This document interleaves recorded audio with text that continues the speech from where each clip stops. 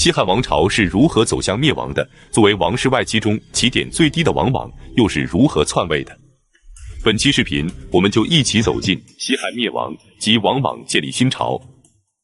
公元前1年，在位仅仅6年的汉哀帝刘欣驾崩，得知消息的王政君迅速地赶来未央宫，他部属王氏家族的子弟们控制朝堂，然后就去找传国玉玺。汉哀帝临终前，将传国玉玺交给了他的男宠大司马董贤。于是王政君就派王弘去威胁董贤，让他交出了传国玉玺。随后王政君就把董贤召来，问他准备如何安排汉哀帝的丧事。董贤不知所措，只能脱下帽子谢罪。王政君便说，王莽之前以大司马的身份处理过先帝的丧事，不如就让王莽去帮你吧。董贤连忙叩头谢恩。之后王政君召来王莽，让他指使大臣弹劾董贤，罪名是汉哀帝卧床生病的时候，董贤没有精心的侍奉皇帝，导致皇帝驾崩。然后禁止董贤出入大司马的府门。第二天，王莽又以太皇太后的名义给董贤下诏，让他交出大司马的印绶，并要求他罢官回家。董贤接到诏书的当天，就和妻子双双自杀了。之后，董贤的父亲和弟弟被迁到了合浦，也就是今天广西省的浦北县，母亲则被送回故乡巨鹿，也就是今天河北邢台市的平乡县西南。董贤的家产也全部变卖，共卖了43万钱。处理完董贤，接着就是汉哀帝刘欣的其他亲人。赵飞燕和傅皇后被贬为庶人，让他们去看守自己丈夫的陵园。两人接诏的当天就一同自杀了。汉哀帝的祖母傅太后和母亲丁姬已经去世，王莽上书说，他们安葬的礼仪不合礼制，需要重新安葬。朝中的大臣们为了迎合王政君的心思，都交纳钱帛或者派遣家人，结果来了10余万人，耗时20多天，掘平了傅太后和丁姬的坟冢。随后傅氏和丁氏两家的外戚也迅速地被铲除。至此，王室外戚再次崛起，无人能敌。王政君下诏让大臣们推举大司马的人选，大臣们都明白意思，纷纷地举荐王莽。于是王莽便再次出任大司马之职。一切准备就绪，接下来就要迎立新的皇帝了。王莽为了能控制朝政，肯定不能找年龄较大的君主，于是当年7月，他迎来了年仅9岁的中山王刘看，9月初1登基为帝，即汉平帝。汉平帝年幼，由太皇太后王政君垂帘听政，大司马王莽操持国政。之后大臣们给王政君上奏，表示王莽的功绩与霍光是一样的，享受的封赏也应该和霍光相等。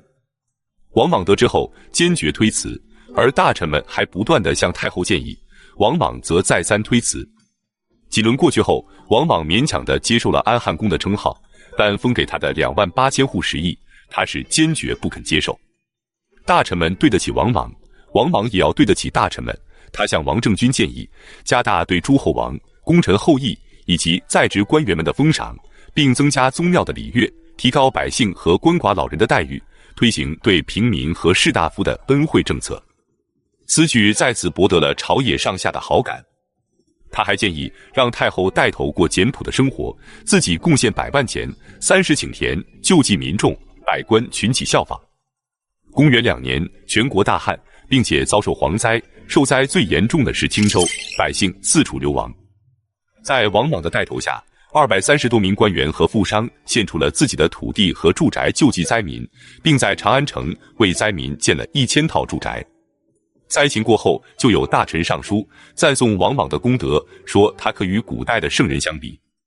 公元3年，王莽决定将自己的女儿立为皇后。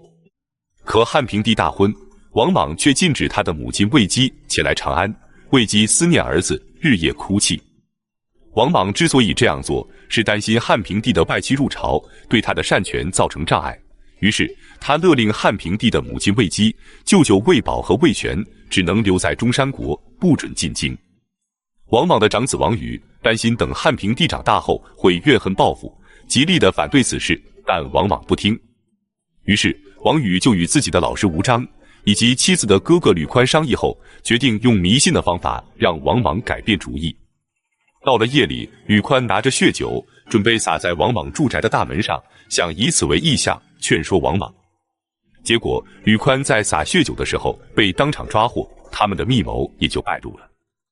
王莽得知后大怒，下令将自己的儿子王宇投入监狱，然后毒死。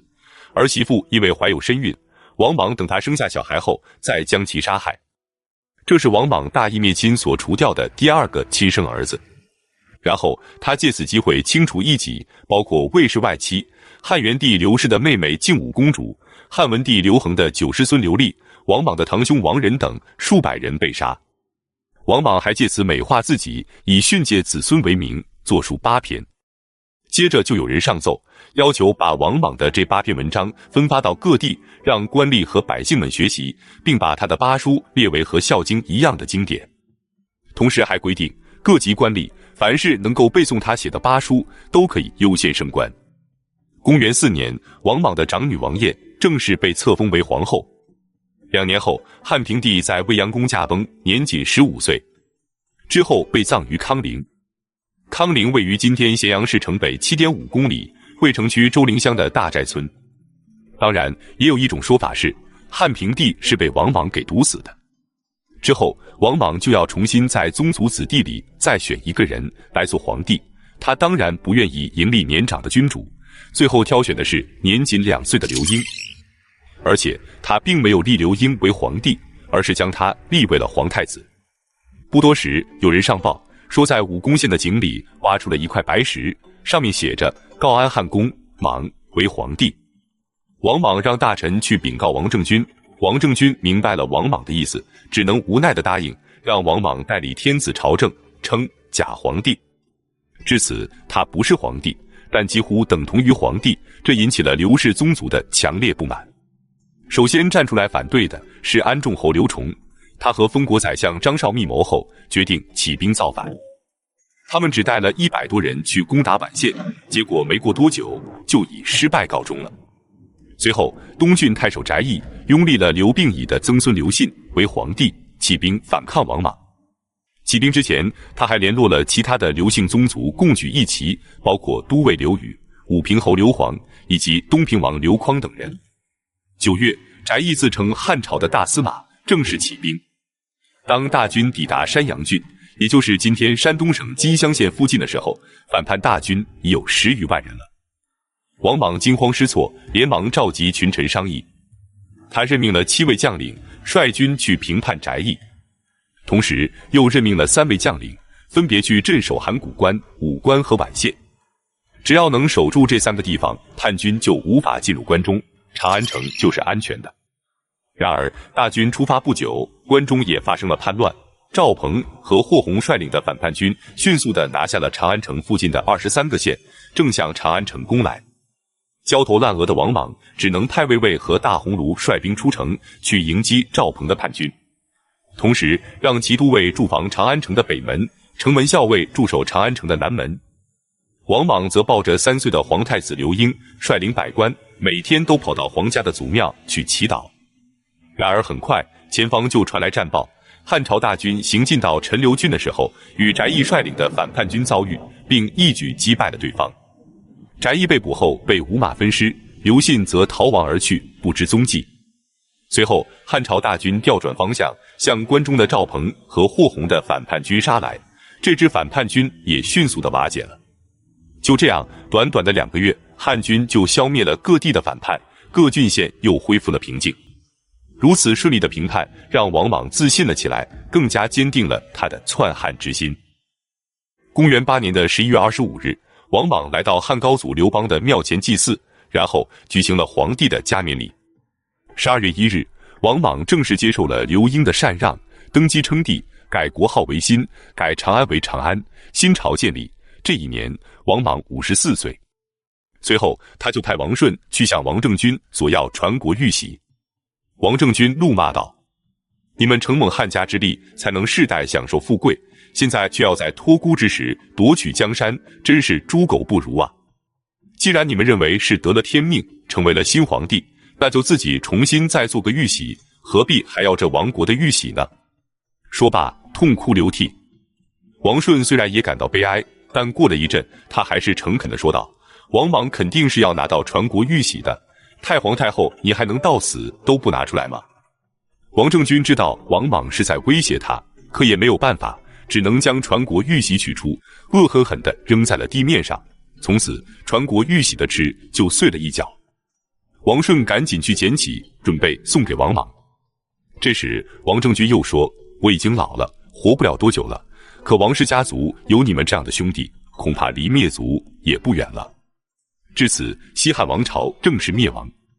从公元前202年，刘邦建立汉朝开始，经过了文景之治、汉武大帝、昭宣之治，自从汉元帝刘氏即位后，皇权开始旁落，外戚专权则愈演愈烈，西汉王朝便逐渐走向了衰亡。西汉王朝一共传了12位皇帝，历时210年，最终走到了尽头。而中国历史则又进入了一个新的篇章——新朝。本期视频就到这里，感谢观看，下期再见。